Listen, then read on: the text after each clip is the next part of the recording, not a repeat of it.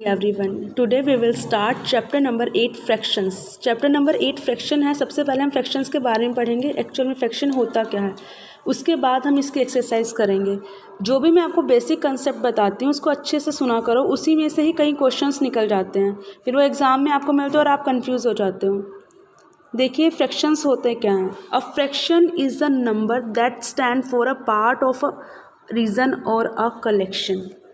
देखो वो कह रहा है a fraction is a number. एक फ्रैक्शन क्या होता है, एक नंबर होता है that stand for a part, जो किस लिए स्टैंड होते हैं, एक पार्ट के लिए, ऑफ अ रीजन और अ कलेक्शन। देखो आपको एग्जांपल की हेल्प से और भी क्लियर होगा। जैसे यहाँ एग्जांपल देखिए, my sister gave me half a chapati. ठीक है, उसकी सिस्टर ने उसको देखो क्या दिया, हाफ चपाती दिया, मतलब टोटल कितनी थी 1, और उसको कितना पार्ट दिया, मतलब उसको हाफ करके दिया ना। तो एक चपाती है, उसको आपने 2 पार्ट्स में डिवाइड किया, तो 2 पार्ट्स कितने पार्ट्स में डिवाइड किया, 2। जो टोटल पार्ट होते हैं वो डिनोमिनेटर में शो होते हैं, और जितना आप किसी को गिवन करते हो वो ऊपर न्यूमरेटर में। मीन्स 1 पार्ट आपने दिया है, हाफ मीन्स हाफ चपाती का मीन्स 1 में से 2 आपने किया, तभी तो 1 पार्ट आपने दिया है ना। The farmer plot 3/4 of the field, मतलब उसने पूरे फील्ड का 3/4 पार्ट पे ही वर्क किया है। ठीक है, अभी आपको और भी अच्छे से क्लियर होगा, सिर्फ जितना मैं बता रही हूँ उसको अच्छे से सुनो।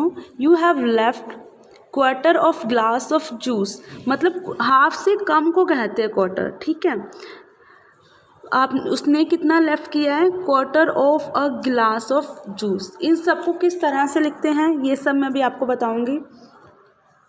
देखो अंडरस्टैंडिंग करनी है, पहले हमें reason and a collection actual में वो होता क्या है। देखो 1 Apple is divided into 2 equal parts. एक एप्पल को 2 इक्वल पार्ट्स में आपने डिवाइड किया। 1 Apple is divided into 2 equal parts. ठीक है, 1 एप्पल को किस में डिवाइड किया, 2 इक्वल पार्ट। ये एक एप्पल है, इसको 2 इक्वल पार्ट में डिवाइड किया है। इक्वल पार्ट मीन्स इधर भी इतना ही है और उधर भी इतना ही है। ठीक है, तो इसको हम क्या कह सकते हैं, 1 हाफ। ठीक है, देखो टोटल इस एक एप्पल के टोटल कितने पीस किए आपने, 2, तो जितने टोटल पीसीज आप करोगे वो आएंगे डिनोमिनेटर में, और जितना आप किसी को दे रहे हो वो आएगा न्यूमरेटर में। इसको कहते हैं न्यूमरेटर और इसको कहते हैं डिनोमिनेटर। क्या है ये, न्यूमरेटर, और ये क्या है, डिनोमिनेटर। ठीक है, 1 हाफ को कैसे लिखते हैं, 1/2।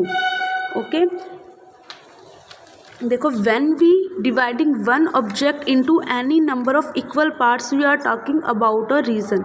वो बोल रहे हैं when we are dividing one object into any number of equal parts, मतलब कितने भी नंबर में हम पर इक्वल पार्ट्स में डिवाइड करते हैं, तो वो रीजन के बारे में हम बात करते हैं। देखो 20 apples are divided into equal parts.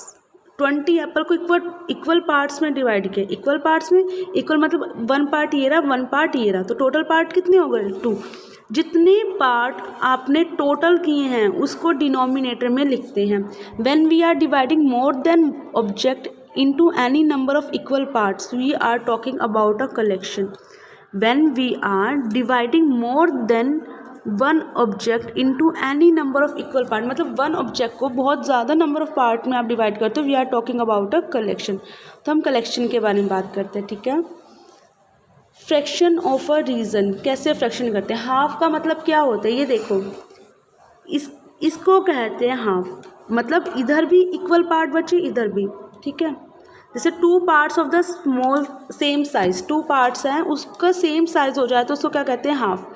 Each equal part is half. 1 of the 2 part is shaded, जिसमें से एक पार्ट शेड किया। उसने बोला ना हाफ पार्ट शेड करना, मीन्स उसमें से सिर्फ हाफ ही पार्ट आपको शेड करना है। वी से 1 हाफ इज शेडेड, मतलब हमने 1 हाफ क्या किया है, शेड किया है। 1 हाफ को 1/2। देखो टोटल पार्ट कितने में, 2, और लेकिन कलर कितने को किया है, 1। ठीक है, थर्ड्स देखो ये भी 1 हाफ है।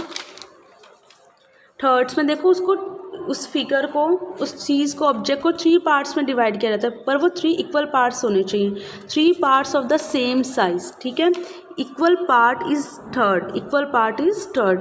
इसको हम 1/3, जिसमें हमने 1 पार्ट को कलर करना है और टोटल पार्ट कितनी है, 3, तो टोटल पार्ट जाएंगे डिनोमिनेटर में, जितने को कलर किया वो जाएगा न्यूमरेटर में। Next one is 2 of the 3 parts are shaded.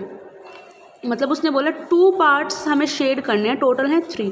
Total कितने हैं 3 जाएगा डिनोमिनेटर में, शेडेड कितने हैं 2, वो जाएगा न्यूमिनेटर में। ठीक है, 2/3 इज शेडेड। इसको हम ऐसे लिखते हैं, हाफ को लिखते हैं 1/2 और 1/3 में लिखते हैं 1/3 और 2/3 को 2/3।